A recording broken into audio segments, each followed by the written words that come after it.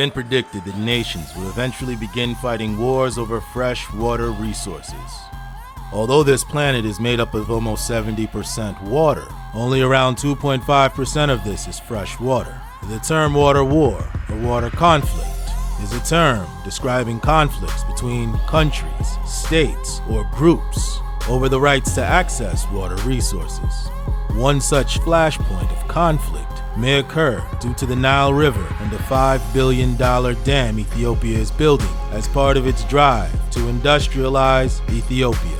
By using the dam to generate more than 6,000 megawatts of electricity, such an amount will push Ethiopia into the League of Industrialized States. However, all aren't excited about this project.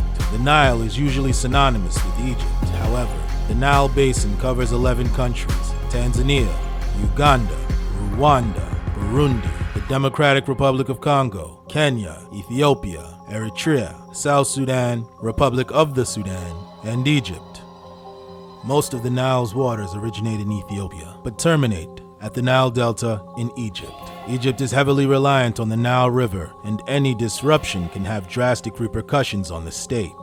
The Grand Ethiopian Renaissance Dam, which took almost a decade to build, is currently being filled, thus diverting Nile water from the downstream nations, more particularly Egypt.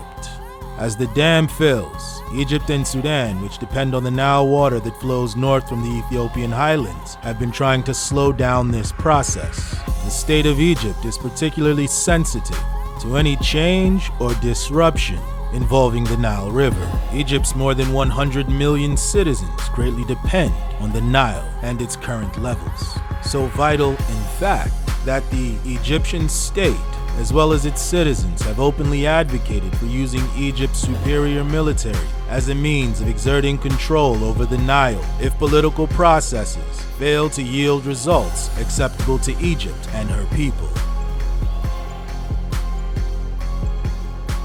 I'm your host, Ebube Okoli. Welcome to Up Close and Center.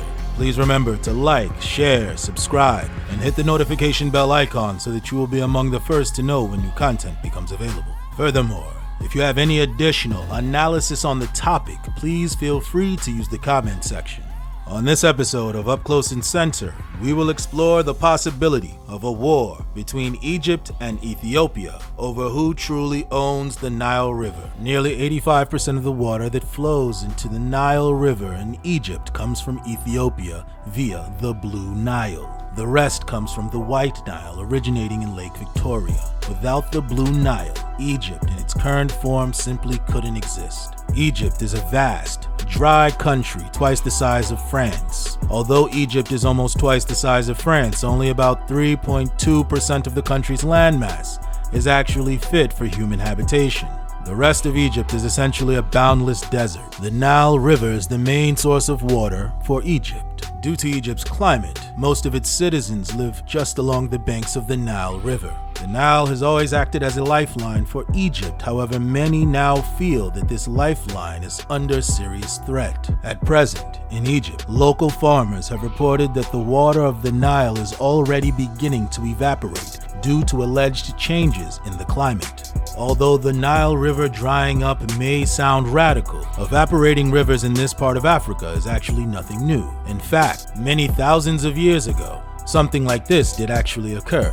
Prior to the Sahara Desert becoming what it is today, it used to be a vast, plush green area teeming with life. However, historical records demonstrate that the climate and conditions became hotter and drier. Eventually, life in this region had to retreat further into West Africa. Oases, or tightly organized societies existing around river systems like the Nile River. Till this day, many former ancient African cities lie in ruin in the desert, serving as a marker of a bygone era from the 3rd century AD. Currently, we have the White Nile and the Blue Nile. However, a few thousand years ago, there was a third Yellow Nile River, which has all but disappeared and evaporated. Today, the only evidence of the Yellow Nile are the few subterranean caverns that still hold water till this day. Africans in general and Egyptians are very aware of their history, and are already reading the warning signs of yesterday. Such signs are creating great concern for Egypt, as the state could simply collapse without the benefit of the Nile River. At the center of Egypt's concerns, the Grand Ethiopian Renaissance Dam will be the largest hydroelectric power plant in Africa when completed,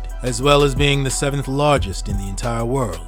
The dam in and of itself is not the problem. The problem, according to Egypt, is Ethiopia's plans to fill the reservoir which the dam will rely upon. The premise of Egypt's position is that any deviation of the water that the downstream nations may face will create an unbearable hardship. Ethiopia, on the other hand, looks at the dam as a symbol of national pride and the gateway to true industrialization. Egypt's supremacy over the Nile was initially legally bound by the Waters Agreement of 1925 and 1959, which legally gave Egypt a disproportionate amount of control over the Nile River. Ethiopia, however, maintains that the accords were never signed, nor were they formally recognized by the government of Ethiopia.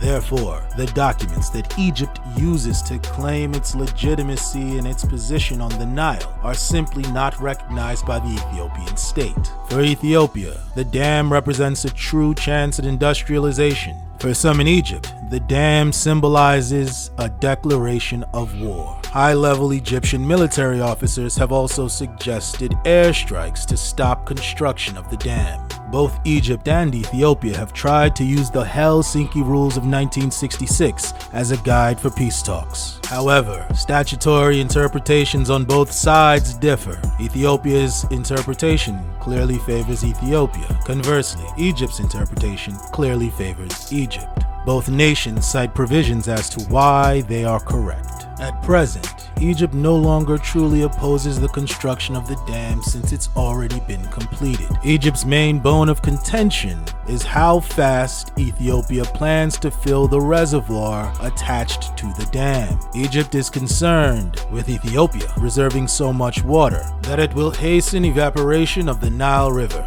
therein starving Egypt's 100 million citizens of their fair share of the Nile River. The quicker the dam is filled, the faster Ethiopia can reap the benefits of the actual project. However, a fast filling process will prevent even more water from reaching the downstream nations, therein putting greater stress on those nations. Ideally, Egypt would like for the filling process to take several decades. For Ethiopia, this is simply unacceptable, as the dam holds the key to true industrialization of the state. Egypt and Ethiopia have a long and storied historical rivalry. Neither side truly trusts the other, and the stakes are higher than ever. Furthermore, in the recent past, in the 1980s, President Sadat declared to go to war against Ethiopia if Ethiopia attempted to in any way to limit Egypt's share and rights over the river. Furthermore, President al-Sisi has also declared the readiness of the Egyptian army to defend Egypt's national security inside and outside of its borders. Many took this as a direct threat against the Ethiopian state. Recently, the Ethiopian foreign minister stated that there are no internal or external forces that will stop Ethiopia from realizing the dam. Such statements from both sides shows that neither is yielding to the other, and this decade may see Africa's first water war between Ethiopia and Egypt over who truly owns the Nile.